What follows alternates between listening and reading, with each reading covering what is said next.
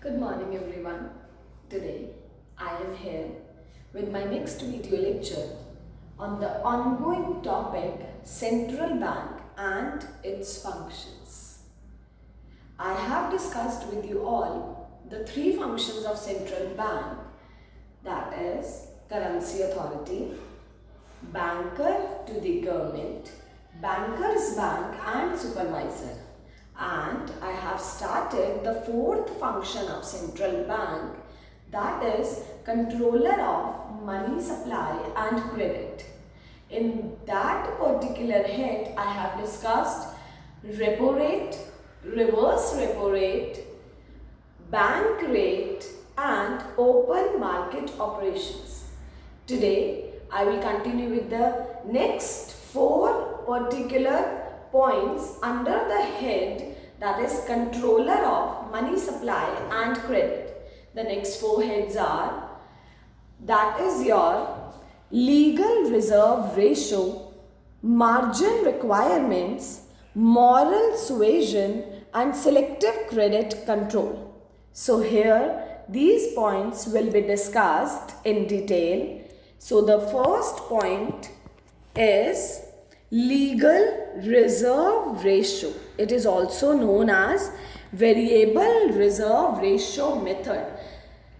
According to legal reserve requirement, it is also termed as LRR. According to legal reserve requirements, commercial banks are obliged to maintain reserve.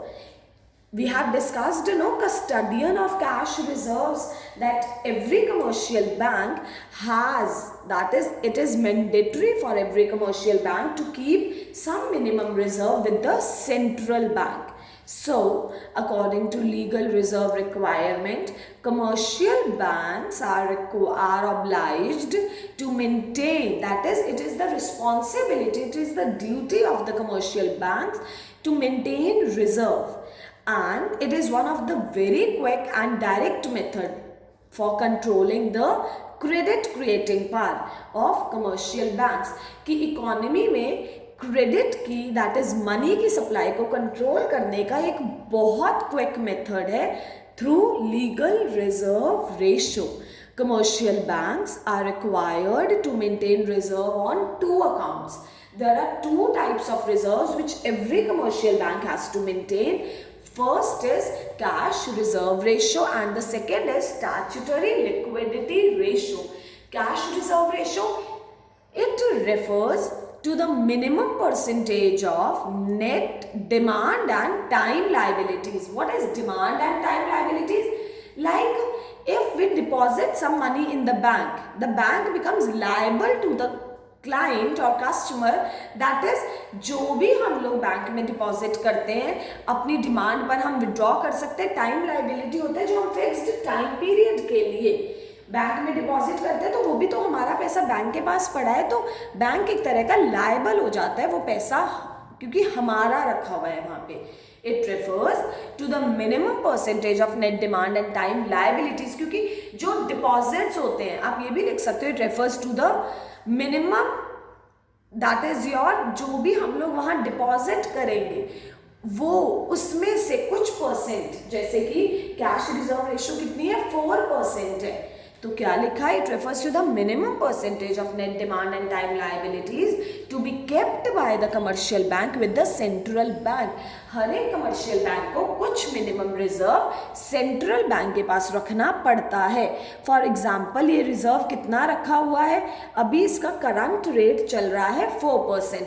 For example bank में 100 rupees I, जो deposit आई कितनी आई 100 rupees की commercial bank में, उसका 4% कहाँ पर भेज दिया, सेंट्रल बैंक में, दैट इज 4 रुपीज़. अगर आरबीआई को दिख रहा है कि बहुत ज़्यादा इकोनॉमी में इन्फ्लेशन है, तो आरबीआई क्या करेगी, इस रेट को बढ़ा भी सकती है, that is cash reserve ratio को इंक्रीज भी कर सकती है, क्योंकि आरबीआई इस रेशियो को टाइम टू टाइम रिवाइज करती है. तो क्या है, अगर सपोज फॉर एग्जाम्पल ये रेशो 6% कर दी गई, तो इसका मतलब हर एक कमर्शियल बैंक को 6 rupees out of 100 6 rupees central bank को देने पड़ेंगे, तो आगे लोन कितने का लेंड कर पाएंगे? सिर्फ 94 रुपीज का। तो एक क्रेडिट एबिलिटी क्या हो जाएगी? कम हो जाएगी। क्रेडिट देने की एक एबिलिटी कमर्शियल बैंक की कम हो जाएगी। जब ये रेशो 4% थी तो 96 रुपीज का लोन दिया जा सकता था, बट अगर ये रेशो बढ़ा के 6% कर दी गई तो अब लोन कितने का दिया जा सकता है? सिर्फ 94 रुपीज का। A change in CRR affect the ability of commercial bank to create credit. An increase in CRR reduces the reserve of commercial bank. Cash reserve क्या हो जाएगा? कमर्शियल बैंक के पास कम हो जाएगा, तो उनकी क्रेडिट क्रिएटिंग पावर भी कम हो जाएगी। Second is statutory liquidity ratio SLR। ये वो नेट डिमांड और टाइम लाइबिलिटीज का पार्ट है, दैट इज ये वो मिनिमम परसेंटेज है which every commercial banks are required to maintain with themselves. अब कोई भी किसी भी टाइम पे विड्रॉ करने आ सकता है, कोई ATMs से विड्रॉ करता है, तो हर एक बैंक को लिक्विड एसेट्स की फॉर्म में अपने पास भी कुछ मिनिमम रिजर्व मेंटेन करना पड़ता है। सपोज फॉर एग्जांपल, मतलब ये रिजर्व जो है बैंक्स एक्सपीरियंस के अकॉर्डिंग डिसाइड करते हैं, क्योंकि ईच एंड एवरी पर्सन जिसने बैंक में पैसा डिपॉजिट किया है वो सारा पैसा एक ही टाइम पे नहीं निकाल लेता, एंड मतलब सारे लोग एक ही टाइम पे जाके विड्रॉ नहीं कर लेते, और टाइम टू टाइम नए नए डिपॉजिट्स आते रहते हैं। तो क्या है ये रेशो क्या रहती है? 20%, 21, 21.5, मतलब इस उसमें रहेगी हमारे पास कि it refers to the minimum percentage of net demand and time liabilities which commercial banks are required to maintain with themselves. Every bank is required to maintain a fixed percentage of assets in the form of liquid assets called SLR. Liquid assets में cash, gold, etc. अब क्या है, अगर bank अपने पास suppose 20% रख रहा है, कुछ सेंट्रल बैंक के पास भेज दिया, हम दोनों रेशो को मिला के सपोज एक एग्जांपल लेते हैं कि टोटल LRR सपोज 20% है, total LRR is 20%, 100 rupees deposit आए, 20% LRR मेंटेन कर लिया, तो बाकी क्या दे देता है बैंक? लोन लेंड कर देता है। अगर 20% LRR है तो बैंक लेंड 80 रुपीज कर पाएगा, क्योंकि 20 तो क्या कर लिया? रिजर्व मेंटेन कर लिया।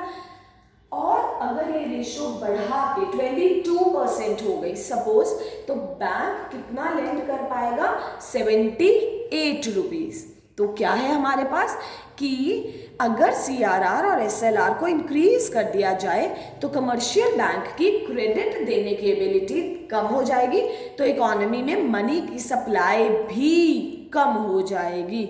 To decrease the supply of money, as during inflation the central bank increases SLR, accordingly funds available for creation of credit will be reduced and SLR is reduced. और अगर इकोनॉमी में deflation है तो SLR को क्या कर दिया जाएगा? कम कर दिया जाएगा, ताकि क्रेडिट की अवेलेबिलिटी क्या हो सके? इंक्रीज हो सके। Next is margin requirement. What is margin requirement now? Margin is the difference between the amount of loan and the market value of the security offered by the borrower against the loan. इसका simple meaning क्या है हमारे पास? बहुत easy language में ही ये भी लिखा हुआ है कि अगर कोई पर्सन लोन के लिए अप्लाई करता है तो हमेशा उससे एज अ सिक्योरिटी कुछ ज़्यादा अमाउंट ही, मतलब कुछ ज़्यादा एसेट जो है मॉर्टगेज करनी पड़ती है। तो ये भी कौन डिसाइड करती है? RBI. Margin is the difference between the amount of loan and the market value of the security. For example, a person mortgages, गिरवी रखना, mortgages his house worth rupees 1 crore with the bank for a loan of rupees 80 lakh. अगर एक person 80 lakh का loan ले रहा है तो उसे 1 करोड़ की सिक्योरिटी रखनी पड़ रही है, दैट इज मार्जिन कितना रखना पड़ रहा है? 20 लाख का। सपोज अगर RBI को दिख रहा है मार्केट में बहुत इन्फ्लेशन है, लोगों के पास बहुत पैसा है जिससे डिमांड बढ़ रही है, तो महंगाई हो रही है, तो आरबीआई ये जो डिफरेंस है ये क्या कर सकता है, इंक्रीज भी कर सकता है। अब इंक्रीज करने से क्या होगा, एक पर्सन के पास सिक्योरिटी की वैल्यू क्या होती है, एक लिमिटेड सिक्योरिटी मॉर्टगेज करने के लिए तो होती है ना, कि एसेट तो हर एक के पास एक लिमिटेड ही होते हैं। तो क्या है हमारे पास कि अगर बैंक ने, आरबीआई ने क्या कर दिया कि एक जो मार्जिन है अगर वो बढ़ा दिया कि 50% मार्जिन रखना शुरू करो, कि अगर एक पर्सन ने सपोज 1 करोड़ का लोन लेना है तो उसके ऊपर 50% दैट इज 1 करोड़ 50 लाख की उसे क्या रखनी पड़ेगी। अगर उसे 1 करोड़ का लोन लेना है तो 1 करोड़ 50 लाख की उसे क्या रखनी पड़ेगी, सिक्योरिटी। दैट इज कि जब ये रेशो बढ़ जाती है, अब उस पर्सन के पास इतने की सिक्योरिटी नहीं होगी तो वो अपना लोन का अमाउंट ही तो कम करेगा। तो an increase in margin reduces the borrowing capacity as well as the money supply. A fall in margin encourages the people to borrow more, and margin is necessary because if a bank gives a loan equal to the full value of the security, अगर bank equal security amount के loan दे देगा तो अगर security की value कम या ज़्यादा हो गई तो लॉस सफ़र करना पड़ सकता है। तो इसीलिए मार्जिन रख के चलना बहुत ज़रूरी है। Next is, it is written here rise in margin requirement. जब मार्जिन बढ़ा देते हैं तो क्रेडिट की डिमांड कम हो जाती है, क्योंकि जो लोगों के पास एसेट्स हैं वो क्या होते हैं, एक लिमिटेड अमाउंट के होते हैं। Fall in the supply of money by commercial bank. तो जब डिमांड कम हो, जब मार्जिन बढ़ जाएगा तो क्रेडिट की डिमांड कम, कमर्शियल बैंक्स जो हैं fall in supply of money, money की सप्लाई भी क्या हो जाएगी, कम हो जाएगी।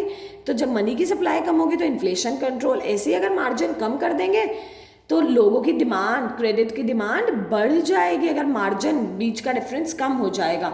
Rise in supply of money by the commercial bank, rise in money supply, economy में पैसे की सप्लाई बढ़ जाएगी तो क्या कंट्रोल हो जाएगा, deflation. Next head is that is your, that comes under the controller of money supply and credit only, that is moral suasion. This is a combination of persuasion and pressure. This is one of the qualitative instrument. There are 3 qualitative instruments, that is margin requirement, moral suasion and selective credit control.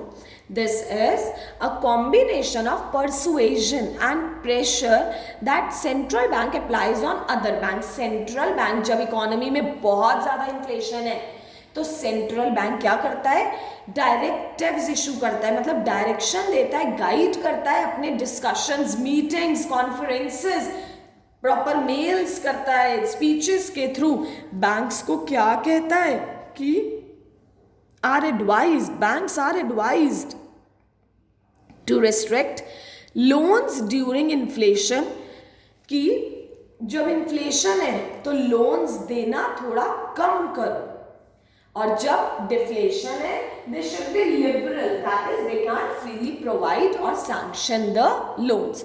I am repeating it once again, this is a combination of persuasion and pressure that central bank applies on other banks.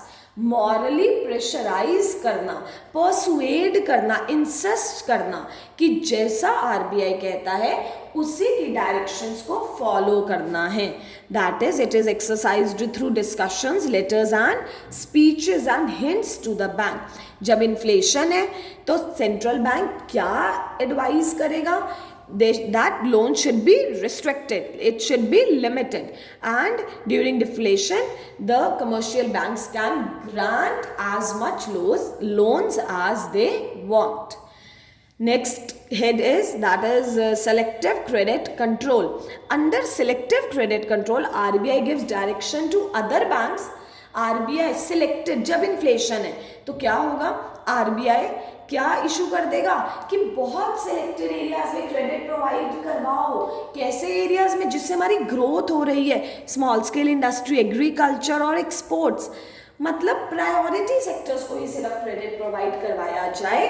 और अगर economy में मतलब deflation है तो जैसे मर्जी loans provide करवाए जा सकते हैं, but that is, it is also known as rationing of credit.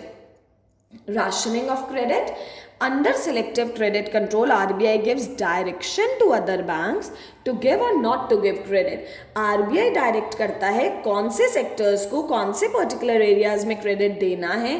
RBI fixes credit quota for different business activities. तब RBI जब इकोनॉमी में इन्फ्लेशन है तो RBI credit quota different business activities different sectors के लिए फिक्स कर देता है. It means using measures to channelise credit to priority sectors. The priority sector includes small scale industry, agriculture and exports. So the point, that is controller of money supply and credit, we have discussed repo rate, bank rate, reverse repo rate, open market operations, legal reserve ratio, margin requirement, and moral suasion and selective credit control. So here we end up with the topic, that is central bank and its functions. In the next video, I'll be discussing the next topic with you all. Till then, please go through the topic. Thank you, stay safe and be happy.